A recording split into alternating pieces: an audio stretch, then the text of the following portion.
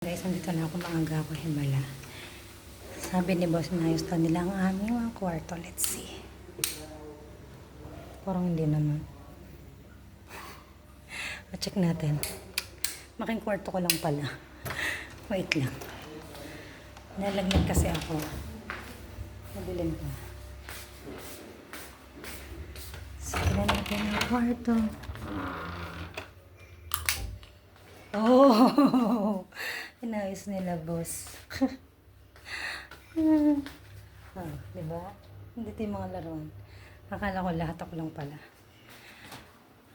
Ay, sarap.